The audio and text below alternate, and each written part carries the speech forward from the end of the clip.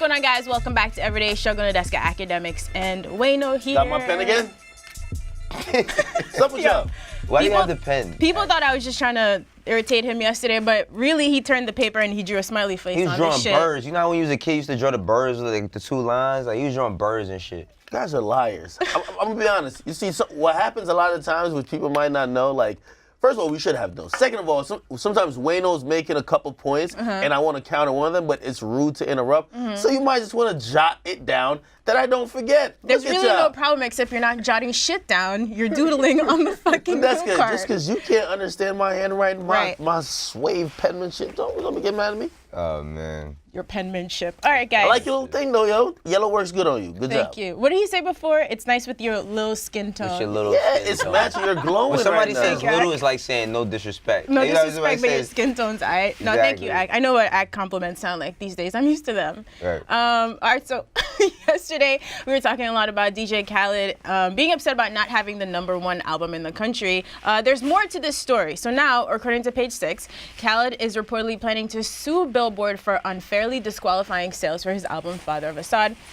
Now, according to this report, Billboard allegedly agreed to include downloads from his nutritional bundle, which would have totaled over 100,000 in sales. Then they retracted the agreement, saying that there were, quote, anomalies in his numbers.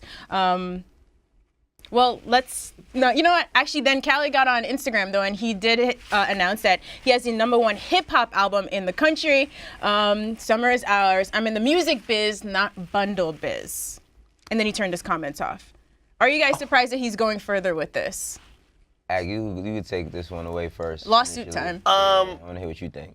Well, I'm interested to see how Billboard is going to handle it. Because notoriously, when it's either Nicki upset because she felt that some shit should have been included, whether it's been other artists where they felt that it was counted wrong. And, you know, like, again, that #1 really matters to people. Billboard has kind of been steadfast in saying, we're not retroactively changing shit. Like, I still think they print a good amount of magazines. The #1's already printed and sent out. Like, we're not going to go back and change it digitally to make you feel well. However, in the case of Khaled as opposed to everyone else, and I know Nicki is a pretty big wig in the industry, but like there's been a lot of talk about Nicki and her status at Republic and all type of stuff. I would imagine that Epic would fold to whatever Khaled is saying, which means Epic would be pressuring Billboard to changes, also this additional lawsuit shit. This is as much pressure as you could get if they did promise him, like, hey, we're gonna count your weight loss supplements, right, as like as part of the album bundle. He should get it. So again, despite everything I said about him, Billboard, they're playing a very weird game where they're telling people certain shit will count. You counted a fanny pack for Ariana Grande. Okay, but they're citing anomalies. We wonder what those anomalies are in the numbers. You counted a fanny pack for her, not because Khaled not selling fanny packs and you're selling weight loss pills. Let that man rock and give him his self. Wait, no? I can't agree with none of this. Only because I'm just tired of everything being used to sell music but music, like counting as music sales. That's the game, though. Now, I know it's the game, but it's like, I think that all these conversations that we're having are taken away from all of the music, right? It's like, Khaled does not have a bad album. Like Ax said before, his albums never really did like good in sales overall, but we're not having no conversations about his actual music and if the music is performing or doing well. We're talking about fucking weight loss supplements and fanny packs and sneakers and t-shirts and all these things to bring engagement instead of people's ears. So I'm just, me being a music person and really fucking loving music, where's like, this kind of deteriorates how people do their rollouts, because when you're thinking about Igor, right? Igor. What do we talk about, Igor? Nothing but music, right? All we had to talk about is music. Not no fucking Golf Wang t-shirts that came with it. Not no Odd Future special edition headphones, nothing. Music. #1 album. Khaled, weight supplements, I don't know what else, anomalies and numbers. We're not talking about his music no more. So what are we doing at this point? So then him saying I'm not in the bundle biz, I'm in the music biz, is he then just trying to put this on the label? Well, listen, I'm not mad at him trying to fight the label politic game, I only look at him as being bitter when he throws the shade at Tyler. Because you can't blame, like, it's the game. It's the same with Nicki.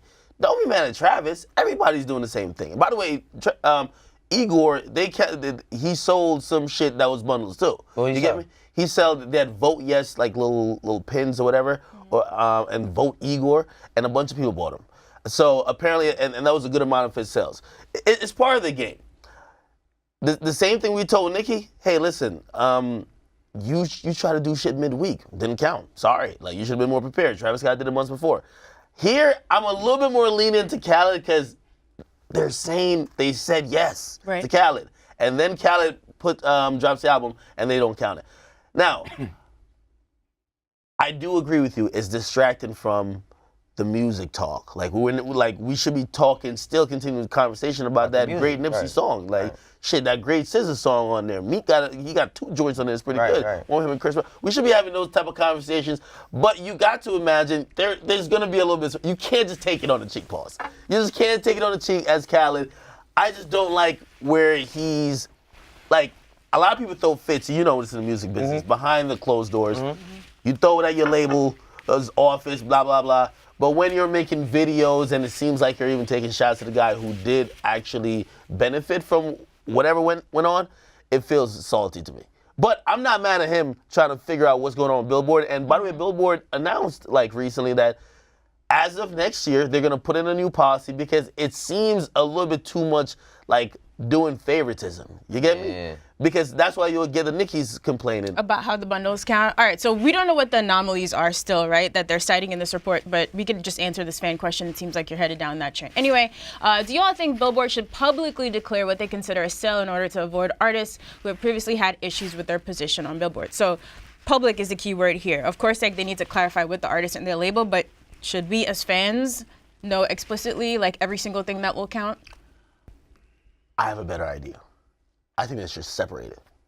I think they should separate it. If you look at how Billboard reports sales, or actually even how Nielsen reports sales, or even if you go to Hits Daily Double or many other local outlets that report sales for albums, they separate it. They're like, hey, these are track units, which means albums that songs on the album that were bought that equal an album. These are raw album purchases, and also these are streams. They're all separated, right? And then they add them all up, and that's the final number. Why can't we just also have, this is what this motherfucker got from bundles? Because it's contributing a lot now. It's not like, I think originally it was meant to be like, hey, the deluxe type of shit. You feel me? Like, hey, you get a vinyl. They're not, niggas selling whole shoes, outfits, like they're selling everything but the music. So what I think would make everyone feel good, right? Because also to Khaled's frustration, Khaled's album had pretty much equal amount of streams to Tyler's album. But of course, his did better in raw sales.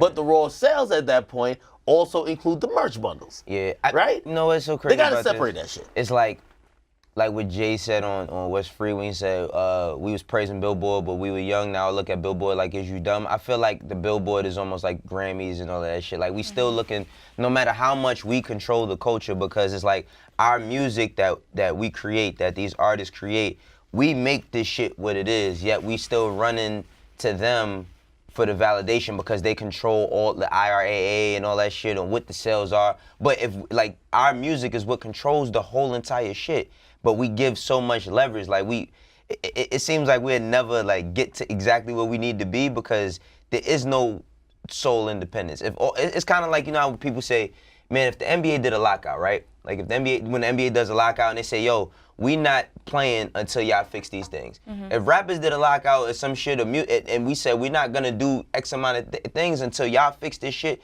there would be some sort of uprising. But we can't come together for no shit like that.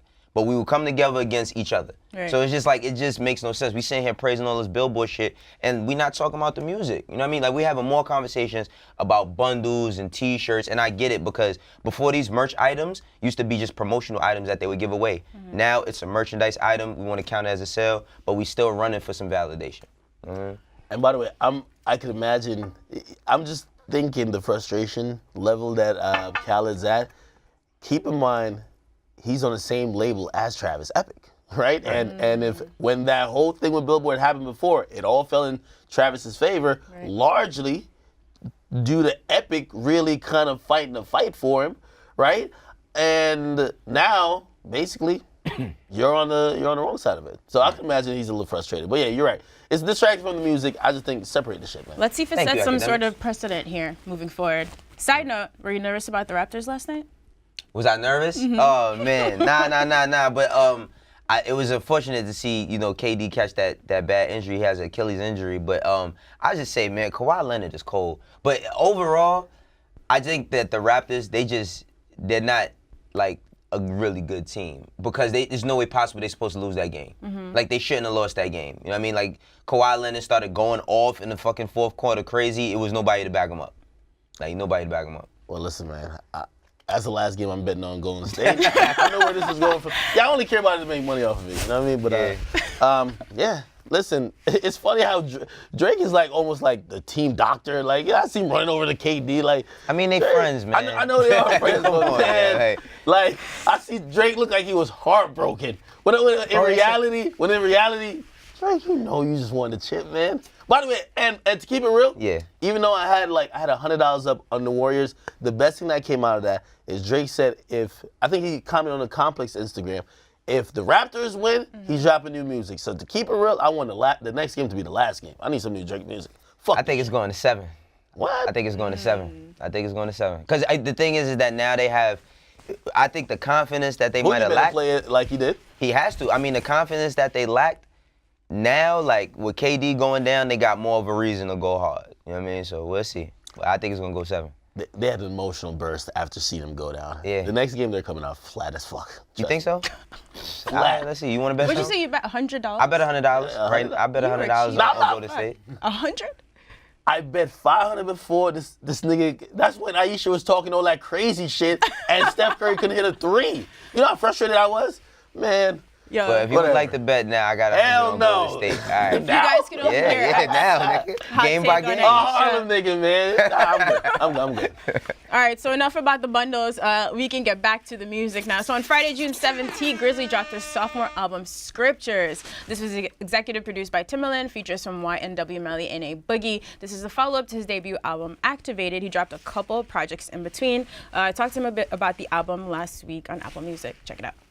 And it was just like a learning process. It was inspirational, and I was getting mentored at the same time, too. You feel me? So that's when I told him, like, all the great artists you worked with, if I don't give you that same feeling when I'm done with this song, we got to redo it. Definitely learned how to approach music different because he giving me stuff that I wasn't used to. One of my favorite songs off my album is Young Grizzly World, and I got YNW Melly and A Boogie on this song. Me and Melly was working on a mixtape. We got a lot of great songs, but this always been one of my favorite, my go-tos. He's going through a lot right now. Have you spoken to him? I speak to him often. He in good spirits, you know. They ain't got nothing on him, so he gonna be home. All right, so the last time we talked about Tee Grizzley, Act put him on the clock. Wayno said he was not. All right. Here's a project. Do you want to start us off, Act? I don't hear what Wayno gotta say. Okay, you love the fair game. I'll let you go first, Khaled. So with this album, what I was impressed about is that there's no features on here until that last song, right? Like, he really took this to the head. He got really personal on this album, you know, with the songs like Locked Up, him talking about his father passing, his mom is still. Yeah, his mom still being locked up, you know what I mean? Him wanting to just talk to his mom. Like, I like the fact that I got to know Tee Grizzley more on this album. You know, I'm not I love hit records, but I'm not the guy that's just looking for them all over. I like substance, and I feel like he provided substance. And on certain songs, like Sweet Things, he's talking super greasy. Like, he's talking super greasy on some robbing everybody, Detroit shit. I fuck with it. Huh? He always does that. I mean, but this one is just, it's crazy descriptive. Like, that shit is just OD descriptive. But, I mean, it was interesting to see if he could hold his own, because artists nowadays are so driven by their features and their collaborations and who they work with, production, all of that. For me, it was a great body of a work that was just him, and it told his story a little bit more. I didn't know who Tee Grizzley was prior. I know who he is now listening to this album. Yeah, I asked him about those records, like being in the streets and then making very personal records about seeing your mom still locked up. So he said he just made those songs from the perspective of where he was at the time when the streets was all that he knew, but then also going to see his mom and talking about the new project and, you know, like seeing her come to tears, like hearing the music kind of thing. So it was interesting. Yeah, I know for me,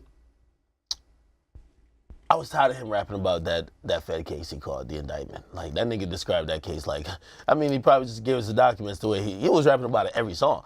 But I saw a little bit of growth, and I'm all for growth. Y'all could, I'm keeping it consistent, even how I spoke about Future's project. Again, he got more personal, you know, like you could tell, I spoke to him like in DMs and shit recently, like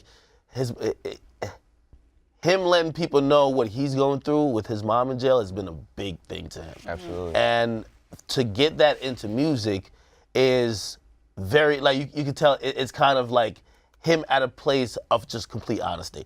Now, I will say, I like the song Sweet Things, I like Don't Talkin', and I think I'm gonna take him off the clock. I'm gonna tell you why I'm gonna take him off the Can you clock. put the pen down? I can't. I can't depend, Professor Act. Tell us why why Tee Grizzley's off the clock. That's what I want to know. I'm gonna tell you why I'm gonna take him off the clock. Tell me why. There ain't no hit songs on this. Don't get me wrong. Don't Okay. get me fucked up. But I'm gonna label him and classify him as a type of artist. Not that I didn't notice before, but he has a lane that is not hit driven. And sometimes when an artist comes on the scene and you know him and you recognize him for having a song or two, you're always waiting, even if they're giving content throughout the process of the next hit, or meanwhile getting to the next hit, you're still waiting for, where's the hit, nigga? Like, nigga, you gave us a hit, but where's the hit? You get me? And like, for example, Lil Yachty would be one of those. You feel me? Like, yo, Yachty, you gotta give us a hit. If you ain't got no hit, we're gonna look at you a little funny. Listen to this project, and you know, he dropped a couple mixtapes too, before. You feel the substance is there, and I feel like he has a lane that doesn't require a hit. Not saying he's gonna be the most popping, But he can't really, make a hit though. And, yeah, and He has really, the ability to make a hit. Oh, I mean, his hit record that he had didn't have any hook in it. No.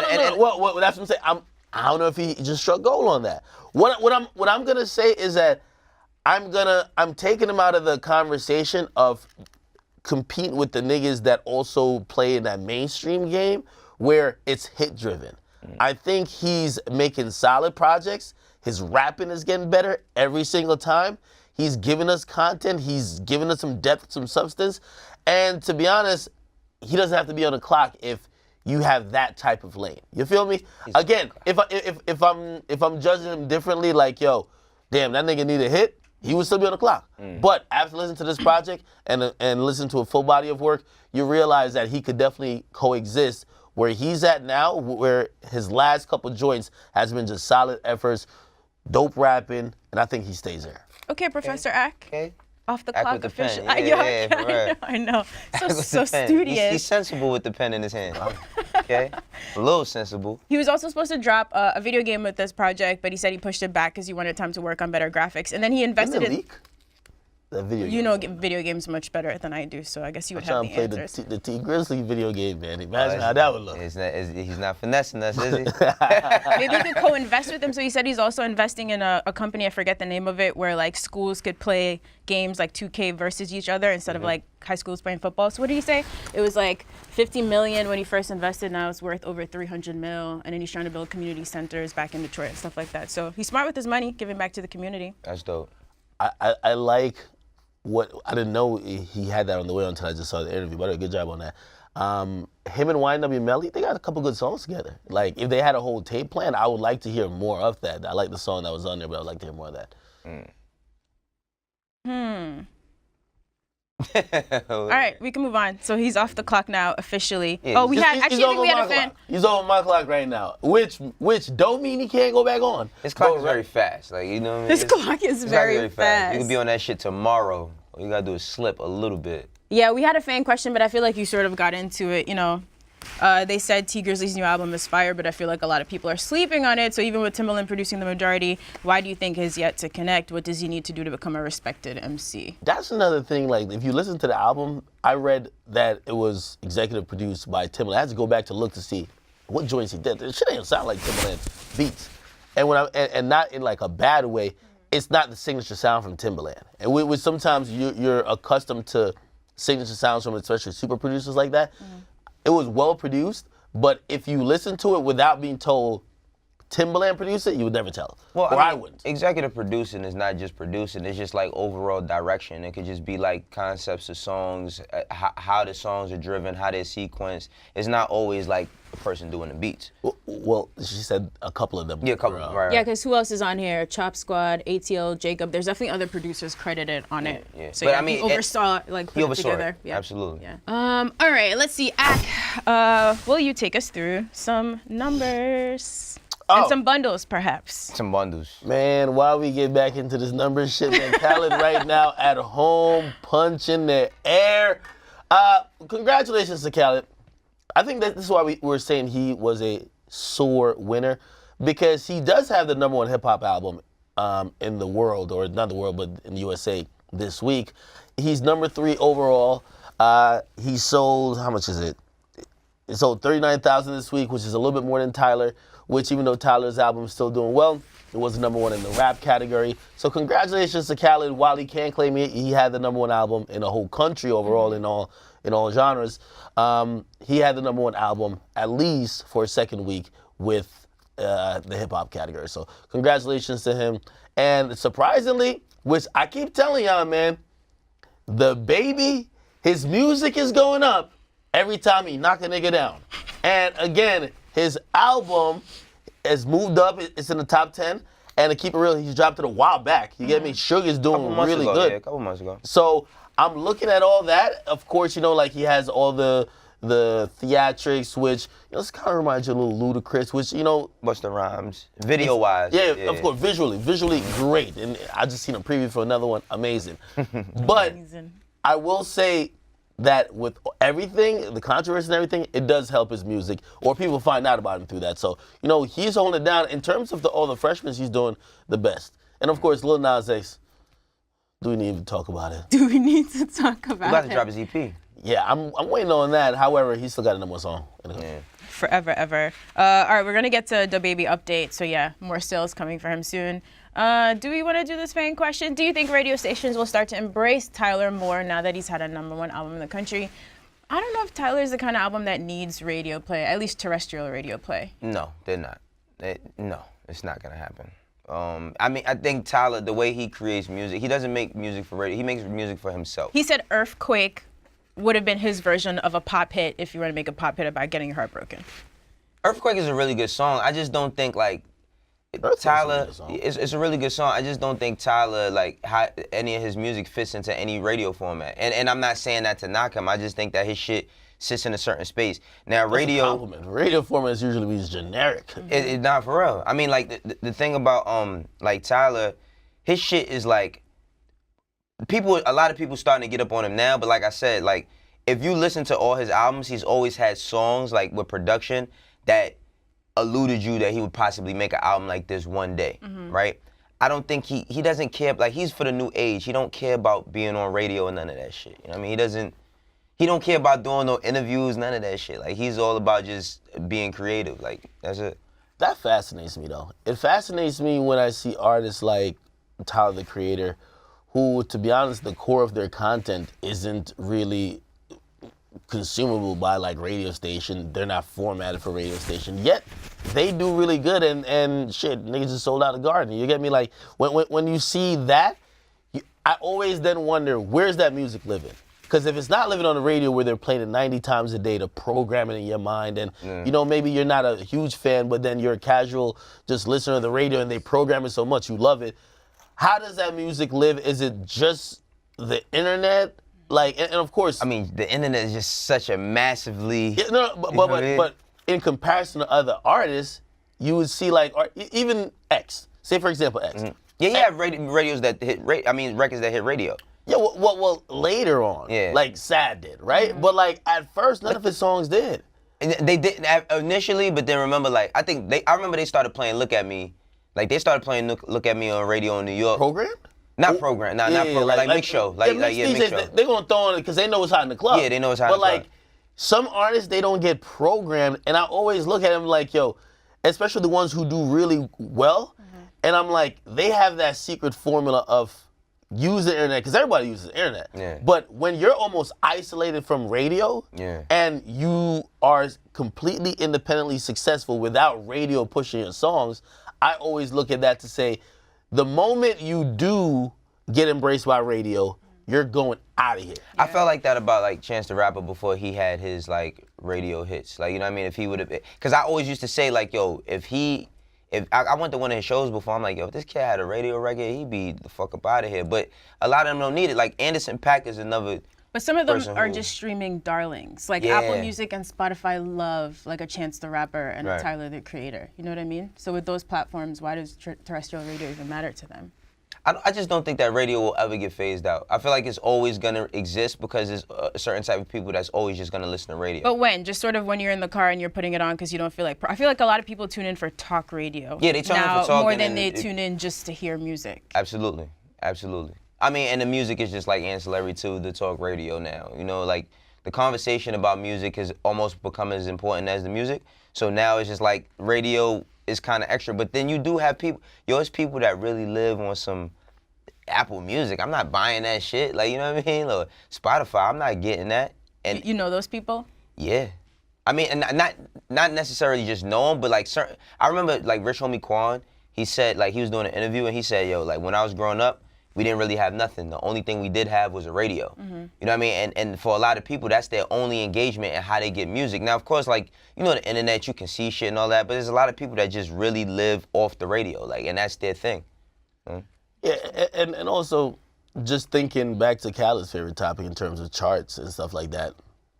When you have records that get worked at radio and a guy pretty much almost doesn't, and we do know BDS spins contribute to the equation of how they rank songs at least. Yeah. You probably feel a little bit even extra saltier. Extra saltier. So keep pouring salt on Khaled. Huh? All right. He got the #1 album. We got a couple of quick hits. So when we were talking about Meek Mill being banned from entering the Cosmopolitan, Ak was saying that immediately he was a little bit skeptical because sometimes he feels like artists use the racism card a little too quick. So let's see what you think about this one. So over the weekend, Boosie hit Instagram to complain that American Airlines wouldn't let him enter a plane, which caused him to miss a show. He really went off on them on Instagram. Now, according to XXL, a rep for American Airlines, her name is Lakeisha Brown, denied Boosie's racism claim and basically said he was only denied entry because he arrived too late. The gate was already closed. So if you've ever showed up for a flight and the gate's closed, they are not opening that shit for you no matter who you are. Right. So, Ak, take it away. I believe the rap. I believe her name Lakeisha Brown. Like, Lakeisha Brown don't sound like some lady with blonde hair and blue eyes. American Airlines. First of all, Lakeisha got to get racist. Second of all, like they got the right one to respond. You can't even say a rep from American Airlines. Lakeisha said this.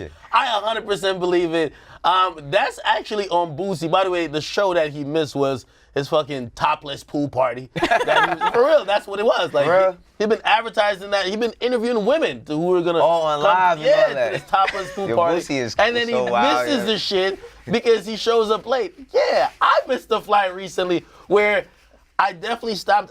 I stopped to get like a drink because I was at the airport mad. Nuggets? No. I'm at the airport mad early. Right. So I'm like, and you miss your flight? What kind of stupidity? I don't want to wait at the gate. It's mad corny. Everybody just sit there. You don't go to the lounge or something? You make enough money to get a lounge. No, I'm broke.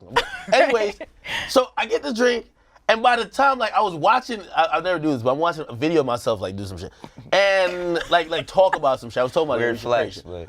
So by the time I get down there, it's like 5 minutes before, like it's time for the plane to be out of here. I didn't know they closed the gate 10 minutes before. So I'm like, bro, I'm here. They were like, yo, we just closed it like 30 you never heard of boarding time? What's wrong with you? I know boarding time. They send you the update on your phone. I also don't wait online when there's like 300 people online. I just wait. Your birthday's already gone. I will get you a fucking lounge pass. Get it together. I'm just a first class flight. I'm like, I'll take it. No. None of that. Oh, give me a lounge pass? I got you. I need that. I got you. No, but seriously though. It happened to me too, and I was salty as hell because it was a flight to go to LA, and all I had to do was actually just sit my ass and wait. Like, I'm not gonna call racism. Like, it happens. Yeah, if they lock, I mean, that's the thing. Like, if they lock, once they close those doors, you're not getting on that plane. Yeah, it's you know over. what I mean? Like, it's over. Like, you're not getting on that plane. But it's racism. I don't know, yeah. Listen, man. Right. If Boosie has a problem with that, just fly private. Do like the baby did. When the baby, he was on a plane, he had a problem with what was going on, he got off that shit and flew private. The same thing happened to me recently that happened to the baby. What? Somebody Gotta tried to fight run the down on Louis you in the Vuitton Louis store? tour? No, on the plane. He said he was sitting on the plane and they told him to take his Louis bag off the seat and a fucking dog hopped up on the seat. And he was like, yo, I'm not about to sit here with no dog right here. It's not what we about to do while I'm in the air. And they told him, sir, if you don't like it, you should go fly private. Wait, hold on. Airlines did. put dogs to sit next to you? Don't you have to never put them seen in the that, little yeah. in the They little put 'em in a cage under storage the thing, seat yeah. or somewhere? I don't know, but recently I went to sleep and all of a sudden I seen the chick next to me with a dog on her lap and the dog was snotting and I'm like, yo, Okay. this can't be healthy. Like, we got to get off of this shit. All right, we're gonna get you a lounge pass and a ride I on, should call on Air races. Drake. Just call call races. Drake. I never use a race card though. Don't. But this is definitely the race card. Don't use it in vain. Don't be Jussie. All right, so yesterday we you also just lied. spoke about Lul Xan getting into a confrontation with a man at a gas station because he was taunting him over some Tupac comments. So now, according to TMZ, Xan is actually being investigated by LAPD's Robbery Homicide Division for assault with a deadly weapon. That seems like a lot. They're apparently looking at all the surveillance footage from businesses nearby to see if they can catch the entire incident. And if serious charges come, it's reported that he could be looking at a felony and that could put him away for up to 4 years. Yeah, he's an idiot. I mean, this is the flip side of the coin. Yesterday we spoke about, him being scared and, being scared he might hurt somebody and he's fed up and this, that, and the third, but he's an idiot. Like Ak always says, like, you a fucking rapper, you the most recognizable person. Like, you gonna be out here doing the bullshit. He better cry BB gun. If I was him, I would cry BB gun that shit was a prop, it was not real, because you can't get, like, gun licenses is not a thing that people just have in LA, especially somebody like Lul Xan. So now, if they find that gun, he's gonna be in some shit. Cry BB gun. I've never heard that Cry one BB before. gun, my nigga. Just tell him it was a BB gun, straight up. I was gonna ask that same question in terms of in terms of licenses, because Yeah. I know in New York, if that went on in New York, you're going to jail, nigga. You're just going to jail. You're just going to jail. You just pull out and flash somebody like that on camera. You're a very recognizable face.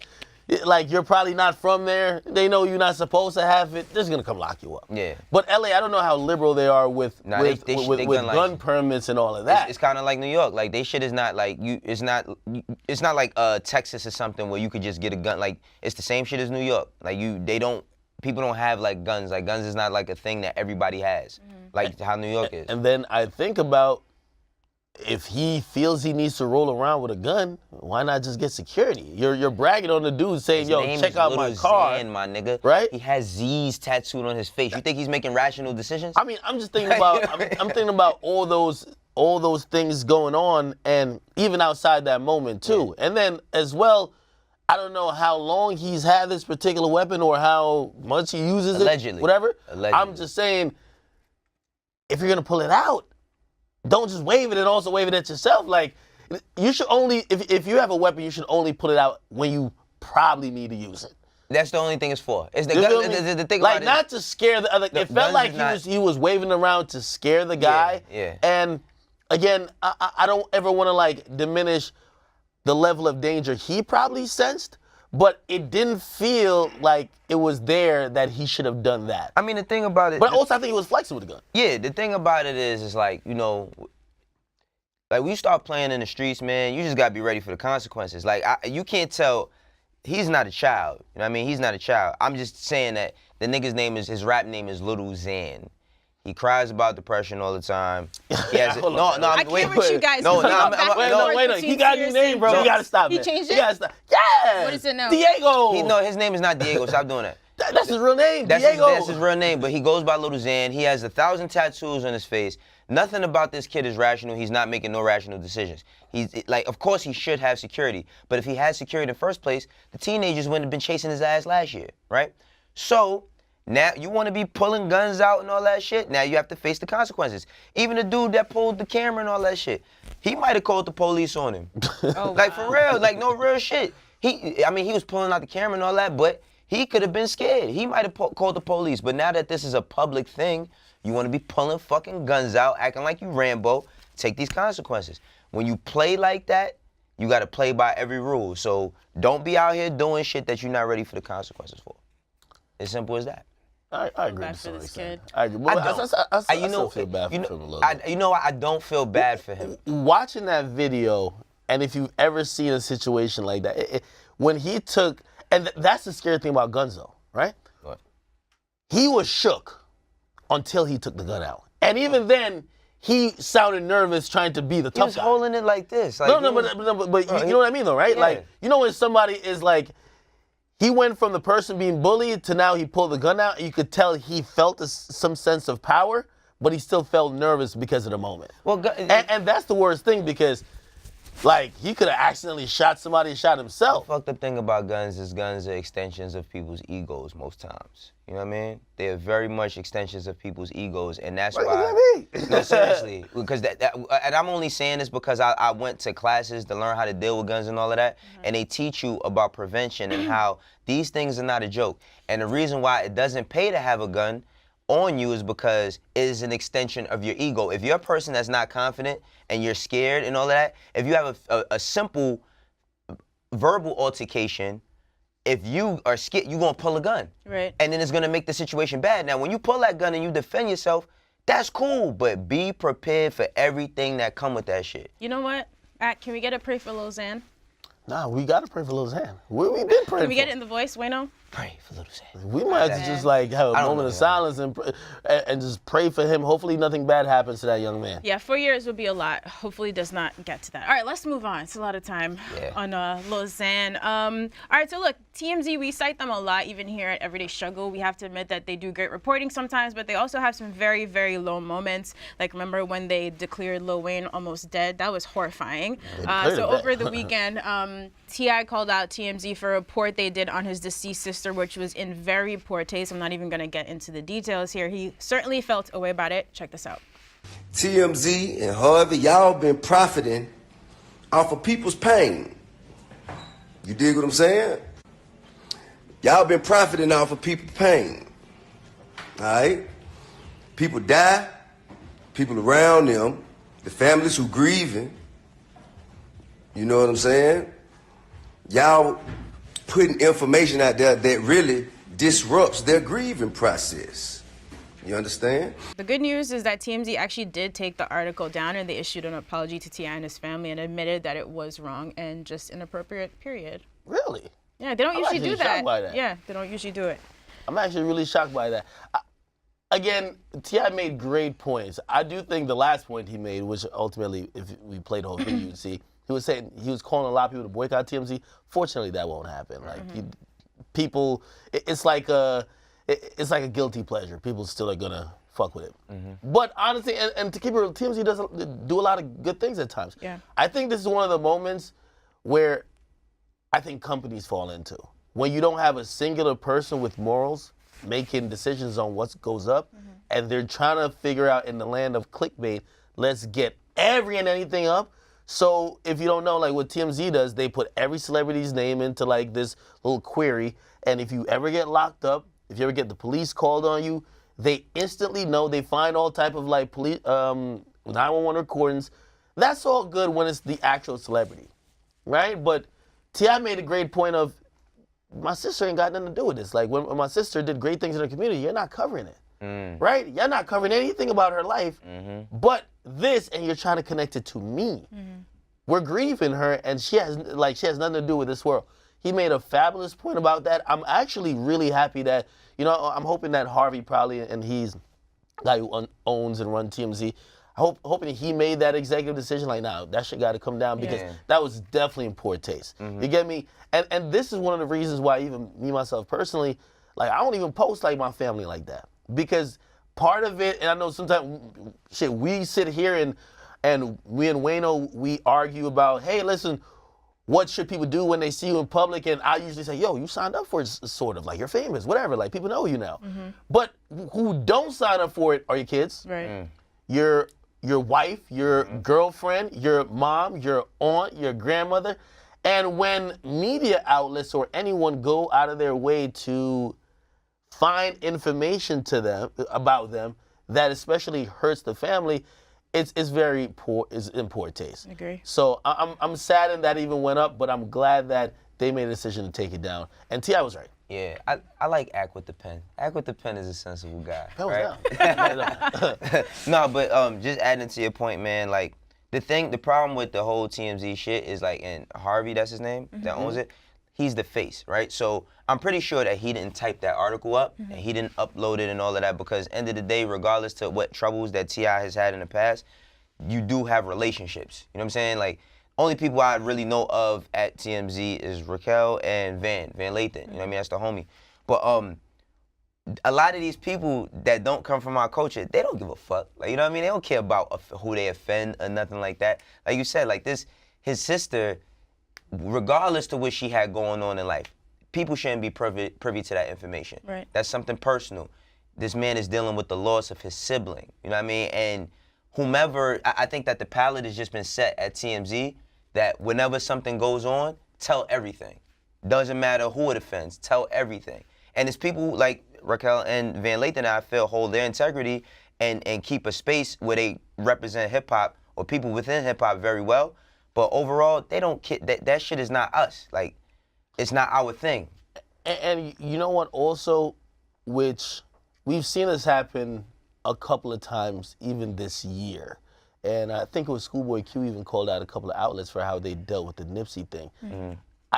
I don't want to sit here and just act like certain people I feel they're innate bad people who just either don't give a fuck or they're just that insensitive.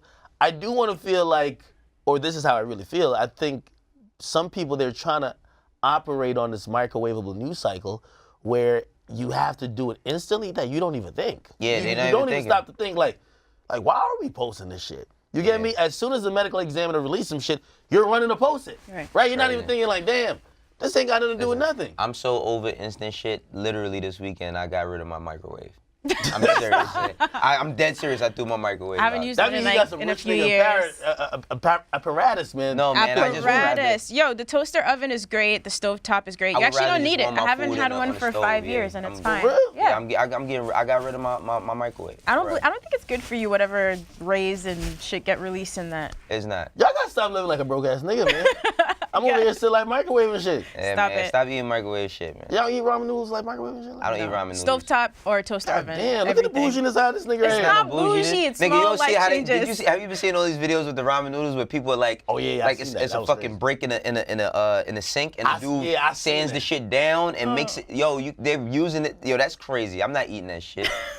As a matter of fact, I'm throwing all them, because my son be eating them shit. I'm throwing all them shits out the house today. Good. Yeah, I ate a lot of that in college too. I'm like, I survived off that shit, but nah, we don't gotta eat that. All right, don't shame the people who still. I'm not shaming anyone. I just said I ate a lot of it. For myself. Make small changes in your life, affordable changes, better for your health in the long term. All right, we gotta go. Roger says enough of us. I throw y'all a little George Foreman grill. I love that joint. You don't have a. All right, you know what? Yeah, let's not get into this. I'm just gonna give you a home renovation. You use that like often? I just feel like it makes everything kind of dry. Yo, anyway, I really think Ag be laying on the couch like this, like fucking with a pizza in his hand and just warming shit up on the grill and drinking fucking chicken fingers and French fries. Red Bulls and shit all day. This nigga right here. Yo, Ag, we gotta take care of our fucking selves, all right? True, man. What's wrong with George Foreman grill? Yo, I'm not saying nothing wrong with it. I'm just saying, I don't know those two. I just feel like it doesn't grill that well. We could get you like the I'm not saying all the griddles. time. I'm not saying all the time. I'm just saying sometimes. That's what the microwave ain't to like cook whole meals. It's for sometimes, nigga. You get Thanksgiving dinner, bro, and Thanksgiving dinner's supposed to last 5 days. You tell me you're not gonna use the microwave? Stovetop. Just cover the pot. Take too long. Yo, we gotta go. Thank you guys for watching Everyday Struggle. And y'all ain't no microwaves. Thank you for sending all your fan questions. Keep sending those on Twitter at Everyday Struggle with TG. See you later.